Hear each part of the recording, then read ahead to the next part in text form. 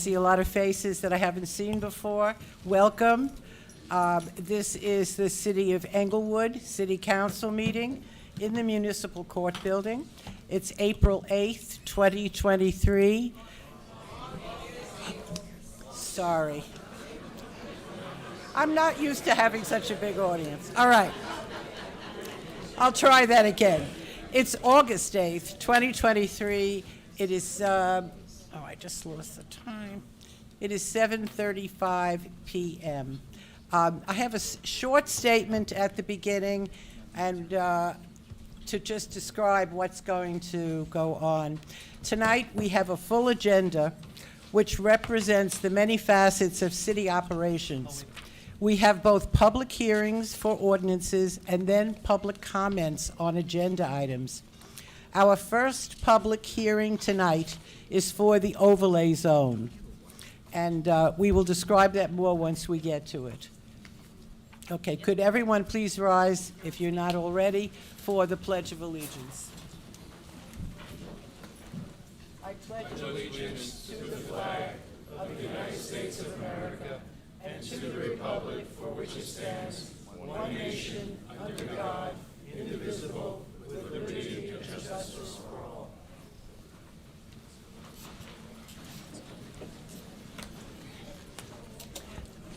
Yancey, our city clerk, will read the statement regarding the Open Public Meetings Act. This meeting is called pursuant to the provisions of the Open Public Meetings Law. Notice of this meeting was included in a notice sent to the Record and the Star Ledger and advertised in said newspapers on January 10th, 2023, posted on the bulletin board in the municipal building, and has remained continuously posted as the required notices under the statute. A copy of this notice is and has been available to the public and is on file in the office of the municipal clerk. Proper notice having been given, the municipal clerk is directed to include the statement in the minutes of this meeting.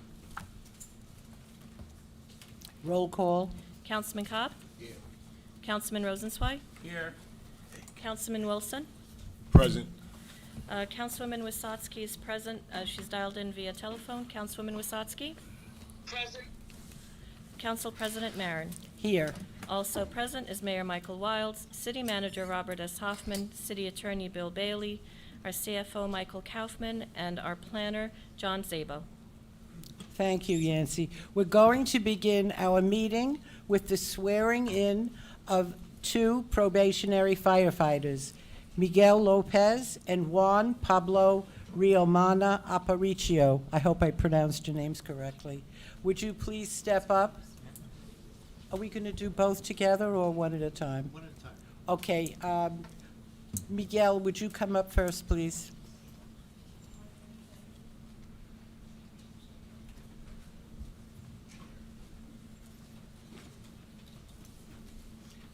Would you like me to read the statement, Miguel?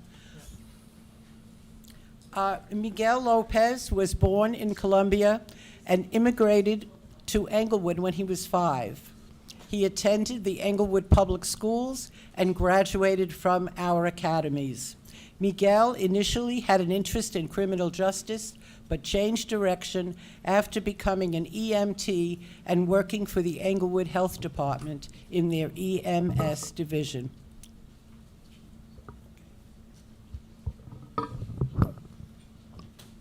Good evening, ladies and gentlemen. Michael Wilds, your mayor. What a special, special evening this is for these two very fine families.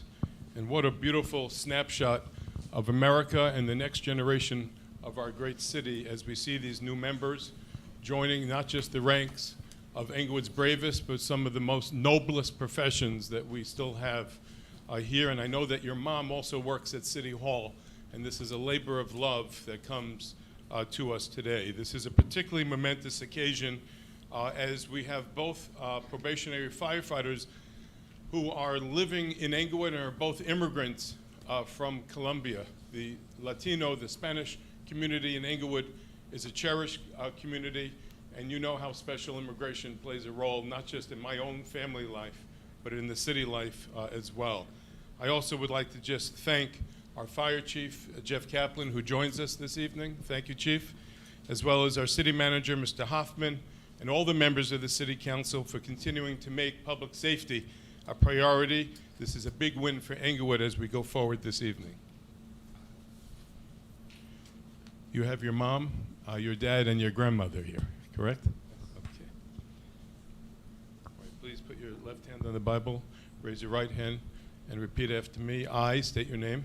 I, Miguel Lopez, Do hereby swear do hereby swear that I will support the Constitution of the United States that I will support the constitutions of the United States and the Constitution of the State of New Jersey, and the Constitution of the State of New Jersey, that I will bear that I will bear true faith true faith and allegiance to the same, and allegiance to the same, and to the governments and to the governments established in the United States established in the United States and in this state and in this state under the authority under the authority of the people of the City of Englewood.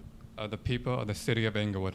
Further, I do swear Further, I do swear that I will faithfully, that I will faithfully, impartially, impartially, and justly perform and justly perform all the duties all the duties of the position of of the position of Englewood Probationary Firefighter Englewood Probationary Firefighter according to the best of my ability. according to the best of my ability. So help me God. Congratulations.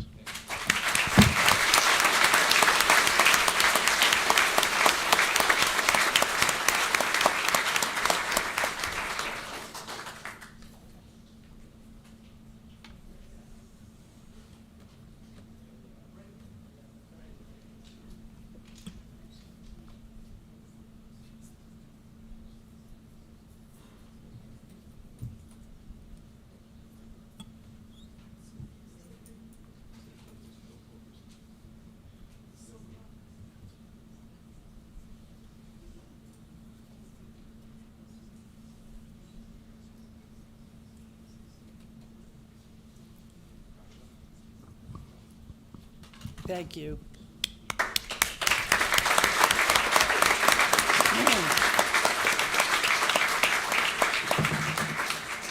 All right, now Juan Pablo Riomana Aparicio. Juan Pablo Riomana Aparicio also was born in Colombia and immigrated to Englewood when he was 16. He was able to learn English and American culture by working at the Englewood Recreation Department, where he helped children learn to swim. Pablo is an accomplished swimmer and a member of the U.S. national underwater rugby team.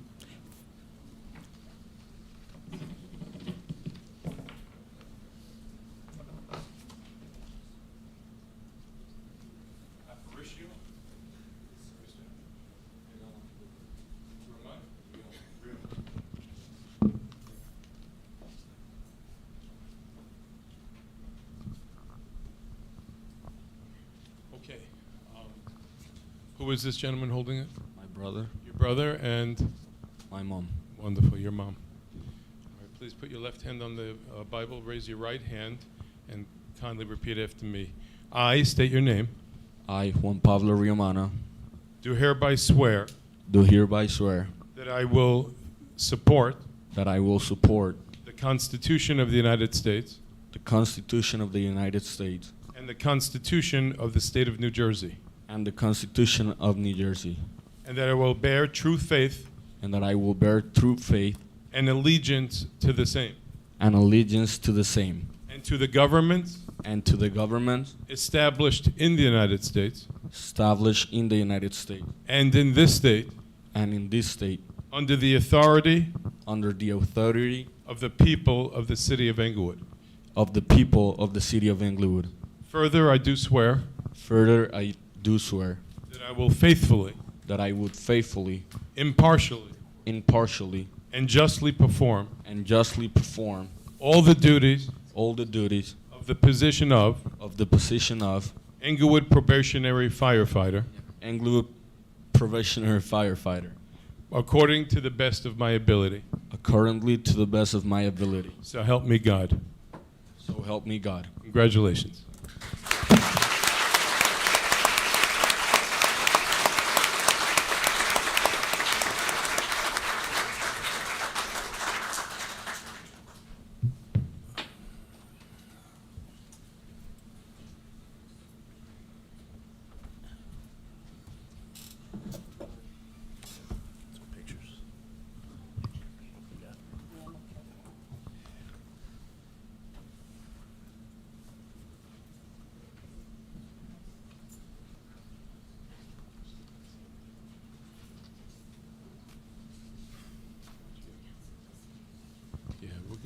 As we ask the governing body to come forward to take a photo, I just want to personally thank all the police officers and firefighters that are here for keeping us safe. And again, thank you for your service and the sacrifice that you and your families make each and every day.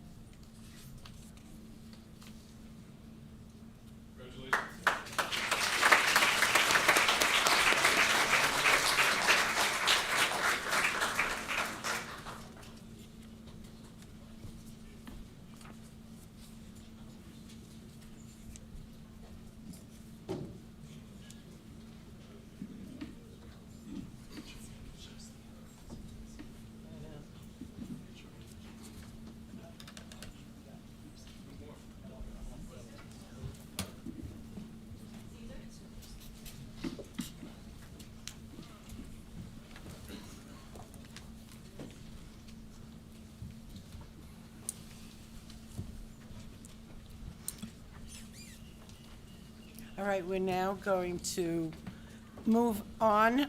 We now have the approval of minutes.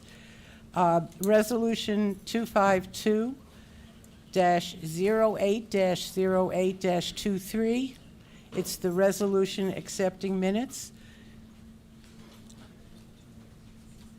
Sure.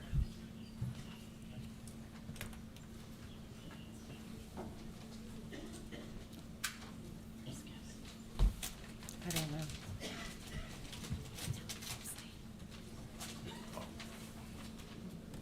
There are some seats down front, if anyone wants to sit in the first row.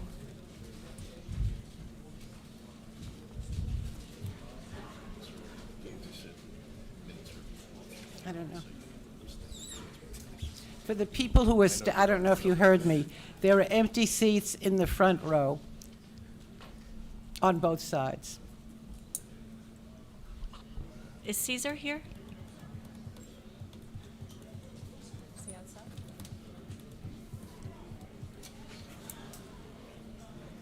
All right, we're now considering resolution accepting minutes. Does anyone on the council have any comment to make? Council President, just for the council, this is the August 3rd, 2021 meeting. Okay. Do we have a motion? So moved. A second? Charles seconded it. Okay, roll call. Can you fix the mics up? Councilman Cobb? Yes. Councilman Rosenzweig? Yes. Councilman Wilson? Abstain. Councilwoman Wasatski? Abstain. Council President Marin? Yes. Thank you. Okay. We now move on to bills and claims. It's Resolution 253-08-08-23, approvement of payment of bills and claims. Any questions or comments from the council? Okay. Do we have a motion? So moved. Second? I second. Okay, are there any comments or questions from the council? Charles? Is Mr. Bolsa here tonight? I don't think so. No, he's over at City Hall right now. Is there a question? Yeah, there's that question on page 4, 111,756. It says various emergency projects. And I've asked continuously that we list what those projects are, so we know what they are, but also the public would know what they are as well. We spend a lot of money repairing infrastructure, so it should give them an idea what we're repairing, where we're repairing it at. Sure, valid question, Councilman, and that's for new prints. We can get you a list that's almost a page long, that's various infrastructure improvements. It was sanitary sewer lines, stormwater sewer lines, and collapsed catch basins around the city. So there was approximately 30 different locations, but Mr. Volsi has a list, and we will send it out to the council, and then we'll be able to, if you'd like, we can post it on the website. That's fine. Okay. I think that we need to just inform the people what we're doing here. Yeah, and, Any other questions, Charles? No, I have none. Is there any? Go ahead, Kevin. Thank you, Madam Chair. I see there's multiple postings for Millennium Strategy and Landscaping and Tree Service. I would imagine that these are for different services because they don't appear to be duplicates. Or was this for last month? Yeah, it's multiple places that they did landscaping. City Hall, library, behind the, So we have 2 entries? sorry? We have 2 entries? Yeah, different months, right? more. That's what I'm getting at. Is it different months because it's not marked? It's not different months, it's different places, different locations. I'm talking about the The wet landscaping. system. Yeah, So they bill us for each, That they would bill be us Rosario? separately? Strategy? Is that the same for Millennium no, Strategy? Millennium Strategy is different months. I can't help it, I know. We're gonna try and let You're them talking in. about Rosario landscaping? Is that the landscaping you're talking about? Yes, but it Yeah. would read easier if it read that there were different months for Millennium Strategies. It Okay. looks like it's a duplicate payment.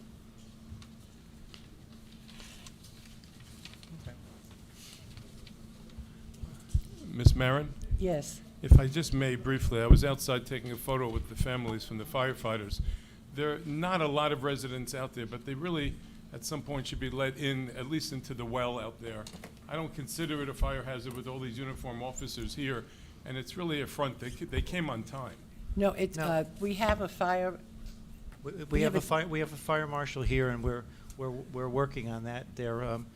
Our goal is to let them into the lobby, but that's being worked on as we Thank speak. you. I just, I got No, it accosted, was- but I think they're right also. Well, safety first, and Madam Chair, if I may, just as a point of order. sure. We're happy to see everybody here, but those that are along the walls, please stay along the walls. We need to make sure that we can keep a lane open for just emergency purposes. So just we just need to make sure that the center aisle is open and that there's a path along each side by the walls. Thank you. Okay, thank you. I want you to know we're very happy that all of you are here now. Okay, does anyone else have any questions for Michael? Mr. Kaufman? Okay, can we have a motion?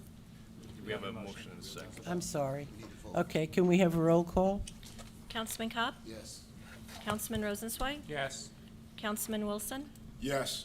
Councilwoman Wasatski? Yes. Council President Marin? Yes. Okay, we're now moving on to ordinances. This is the second reading. The city clerk will read the title of the ordinance. This is ordinance number 23-22, an ordinance to amend and supplement Chapter 250 titled Land Use, Creating Affordable Housing Overlay Zones. All right, I have a statement to make because we're now going to have a public hearing on this ordinance. First, each one of you will be invited to speak, whether it's a question or a comment. We need your name and your address. Each person will have 3 minutes to speak. You cannot cede your time over to someone else. The city acknowledges everyone's right to speak before the council, and the governing body is ready to listen to your comments. Please remember and respect each person's right to what they have to say. Once again, it's going to be 3 minutes. You'll see there's a clock on the wall, and you could so you know what your time is. All remarks should be addressed to the council as a whole. Responses will be provided at the end of the session. We'll take notes while you're speaking and hopefully be able to answer most of your questions so that we have an accurate record. Each speaker will state clearly their name, address, and any organization that they represent. Speakers shall refrain from comments or behavior that involves disorderly speech or action, obscene or indecent remarks. There's no transfer or ceding of time, which I mentioned already. I reserve the right to call for, if things are getting long, I reserve the right to call for a recess or close the public portion of the meeting if the protocol is violated. Once again, we are looking forward to giving each of you a chance at the microphone. Okay, so shall we begin?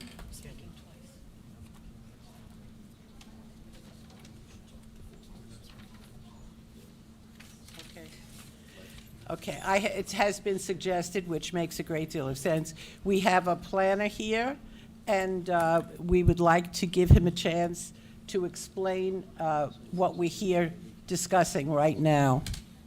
Mr. Zebo? Just bring the mic close, please. In terms of, can you hear me? Can you hear me? I'm sorry. I'm trying. Use the other mic, okay.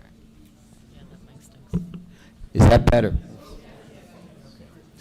I've been asked in advance of the comments from the public to, for the record, John Sabo, licensed professional planner in the state of New Jersey. I work for the firm of Burgess Associates, 25 Westwood Avenue, Westwood, New Jersey. In advance of the public comments, I was asked to address the issue of the 4,000 units. And I think that what I want to emphasize here is that the 4,000 units is a mathematical calculation based upon what the city's unmet need is in terms of its prospective round obligation of 819 units, which is adjusted down based upon credits that were available to the city. So it's 640. And this is a gross overestimation of the total number of units that could ever be realized, and that's for a number of reasons. First of all, there's no expectation that there's no realistic expectation that any of those units, which are unmet need units, will ever be built. Basically, the city lacks public land. It lacks open space. It lacks land to develop that many units. To provide context, in the housing element and fair share plan, a lot of this is addressed online with all the postings that the city has provided in terms of the housing element fair share plan and all the supporting documents. The city in the last decade has only issued 459 building permits built for residential units. That works out to 45 units a year.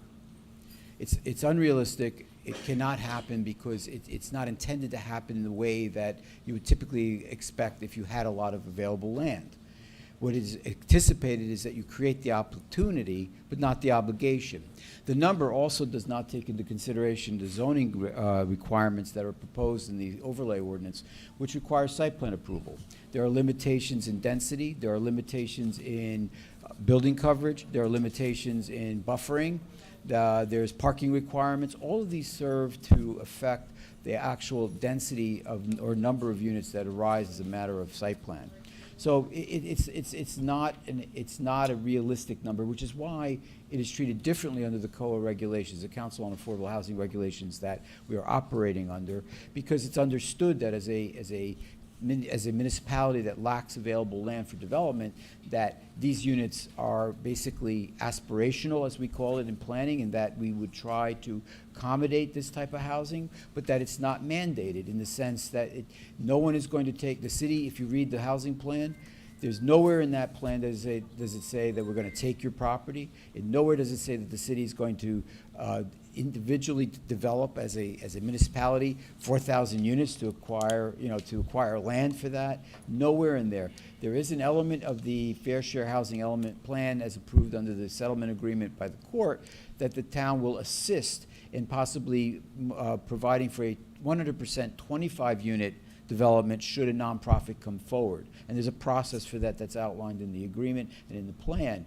But that's about the extent of the obligation. And as I've said numerous times over, it is an opportunity, but not an obligation. As part of the overlay zoning, all the rights, everything that you enjoy now with property remain. What the overlay does is it provides another level of zoning that permits another type of use, provided you meet all those conditions in that, in the ordinance. But nothing affects your property in terms of how you enjoy it today. The zoning that is there today is still valid and will continue to be valid. Now, it's been raised, or I've been asked, well, can that ever be changed? Is it in line? Is it required forever? Well, it's in place as a result of the settlement agreement, so at least until the end of the settlement agreement, which is June 30th, 2025, it has to remain as it is. But going forward, the city is free to determine what or how it wants to satisfy its obligations going forward, because there'll be a fourth round right between there. So it's unlikely, I think we could all understand, based on the number of building permits issued, the lack of land, the fact that these parcels are not really available, because you're a developed city, they're all developed properties, that through redevelopment, it's unrealistic to think that there's going to be 4,000 units built in 2 years when you haven't even built, a tenth of that in 10 years. So I was asked to address that up front. Do you want to say something? No, that's fine. Is that? All right. Okay, I guess we're ready now. If you have something to say, a question, comment, please come up to the microphone. Get this started. P. Chanson, 589 Ridgeland Terrace. Beginning in January at the court hearing, I brought up an issue about one of the blocks that's listed in the settlement agreement. It's block 305, which is the ball fields on the west side of Glenbrook Parkway. If you look at the overlay map, the selected properties in the overlay are on the east side of Glenbrook Parkway, which is block 306. So my question is 305 or is 306 the right answer? And if 305 is wrong, as it's listed in the text of the settlement agreement and the ordinance and every downstream document, that 305 needs to be corrected to 306 to match the map.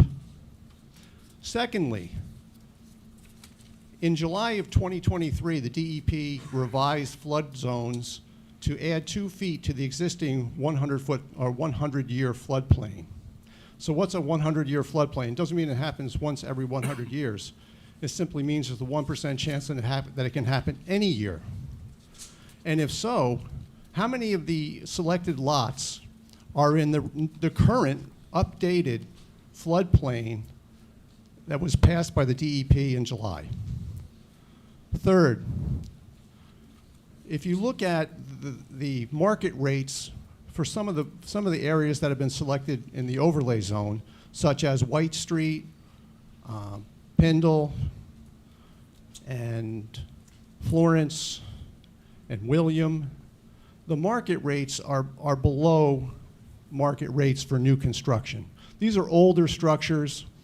They might be $1,600 a month to $2,600 a month for a studio or a 2-bedroom.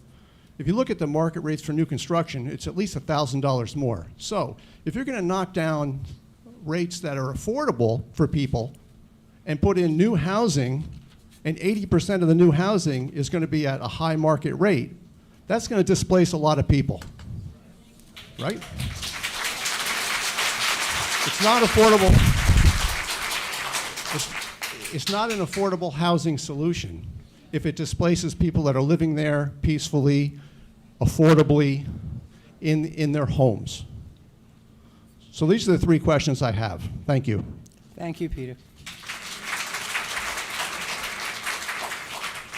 His last question was what I was going to say, and I also was going to say. Excuse me, could we have your name? Yeah. And I'm from Glenbrook Parkway. There's so much land up by Englewood Hospital. There's thousands of trees. Why not use that area that's not in use, that is just a forest, and no one living there, and no one would have to lose their homes to be able to go into unaffordable housing.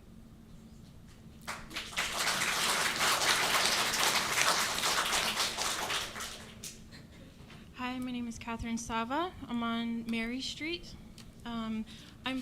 I was here for the last emergency meeting, and I've heard everything, I've read everything. I'm completely aware of what you're trying to portray. I was born into the house I now own. I was like, we are the 4th Ward. We are the 4th Ward that the 4th Ward forgets about, okay? My neighbors have been here many generations. My neighbors have been only just come. My neighbors are all here for a reason. We come for peace and to live in a town, in a space where the American dream is possible, where it's manageable.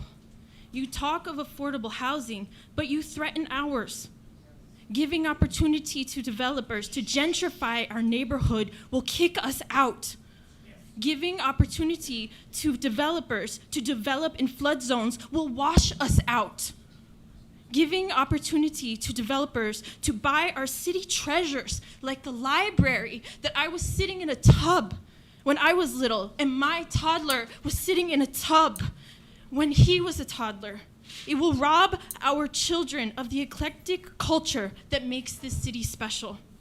Stop thinking of how you will cover your own assets and start thinking about what this town means to its people. We vote for you to fight for us.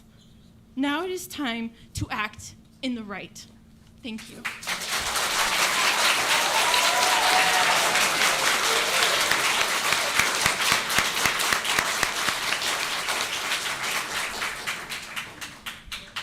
Hello, my name is William Roberts, 346 Howell Road. And with all due respect, I'd like to ask, I live on Howell Road near Glenbrook Parkway. I'd like all the residents here from Howell Road, Glenbrook Parkway, Liberty Road, and Tryon Road, stand up and raise your hands just for a minute, just for a few seconds. All right? All right, thank you. And there's some people over there. Thank you. Please sit Excuse down. me, With I all due ask you to respect, please, with all- I know, okay, with all go due ahead. respect, I've asked for this because we have all just heard about this within the last 48 hours. There is a total lack of disclosure within your process. That's why I asked them. I've learned. We started knocking on doors. Many of us have been in this neighborhood. My family moved here in 1967. Many of us have been here for 2, 20, 40, 50, 60, and 70 years, 60 years. And no one knows about this in our neighborhood. And several people who have stood up live on Glenbrook Parkway, where the plan is to open up the opportunity for developers to assemble. Not eminent domain. 1 minute, 44 seconds. Assemble. Assemble means I have money on Wall Street and I can take you out. Because I've done it personally. So I know it's possible. So what I am asking is that you say no to this ordinance today. The planner just told us we only build 45 units a year. So to do this without full engagement of all the stakeholders, all the renters, all the homeowners, is not logical, as Spock would say in Star Trek. It's just not. Now let me talk about impact studies, which has been talked about before. In that neighborhood, we are the hub for education and for recreation in the city. Half of you don't live there. Right now, it is 8 o'clock, so football practice is still happening. There are 40 to 50 cars in our neighborhood. We love to see everyone. They are practicing. I'm sure you may have played there, sir. They're there from 5 p.m. until 8:30. The next day, we go in and pick up their chicken, wrappers, soda, water bottles, and beer bottles. We're happy to do it because we love our kids. But this runs from March through November. Is that in your neighborhood? I don't see you all shaking your heads up and down. So I'm asking, with all due respect, let's do this the right way.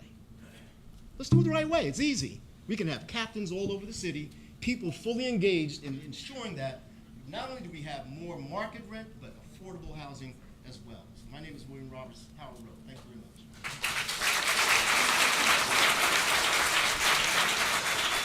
Good evening. My name is Frank Huddle III, former mayor, resident of 485 Highview. As you're aware, I have been extensively involved in this process and successfully settled with affordable housing, and we had no affordable housing requirements through 2019. What the gentleman just said was pretty valid. The master plan that was initiated by a group of people between 1,000 and 2,000, I will repeat, your husband was a lead in that, husband being David Marin. We brought the entire city in the Aventura, in the Community Baptist and other places. Why are you doing this? And Mr. Rosenzweig, you signed off on this with nobody in these chambers. You didn't provide the settlement agreement on November 1st, 2022. Now, some procedures. Look at what you have here. I want to say step one, a comm note.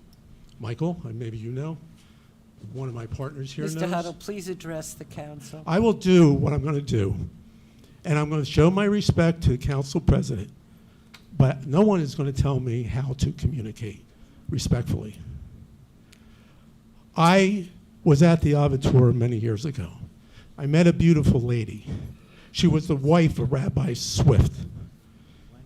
And she told me that one of his favorite quotes was, quote, "Diversity is our strength, not our weakness."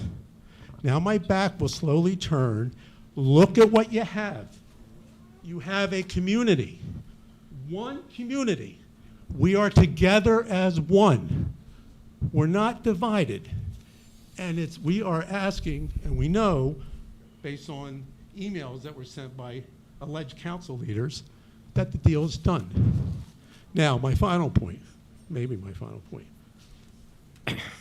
This is not democracy. I turn to our mayor to take control of this meeting. There are people lined up. There are people standing outside.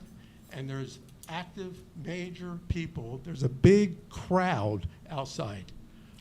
I ask for the council president or the mayor to adjourn this meeting and reschedule it, and I will host at Bergen Performing Arts Center so every resident has the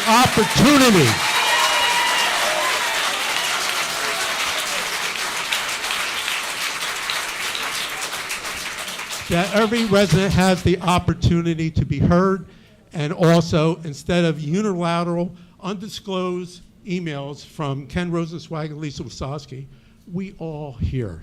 With respect to the planner, I would respectfully request, and the council could research it, all of his testimony should be stricken from the record.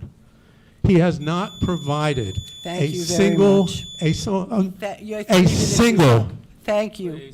He has not provided a single written study, and everything he says. Thank you very much, former Sorry. mayor.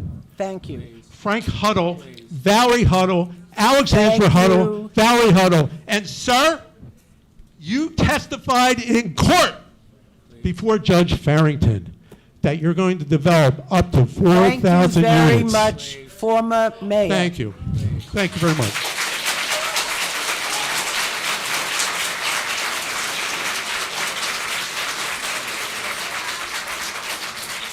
I'm sorry, as a new council, this is not how we did it.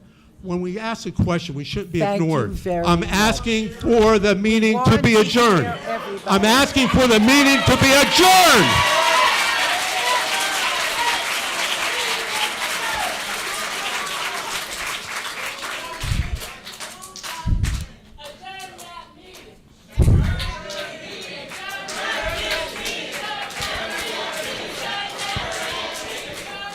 I'm going to call a 5-minute recess. If I may. 5-minute recess. We will return in 5 minutes. If you are willing to have a meeting with order and respect for each other, that includes us, we'll continue. 5-minute So- recess. Wait.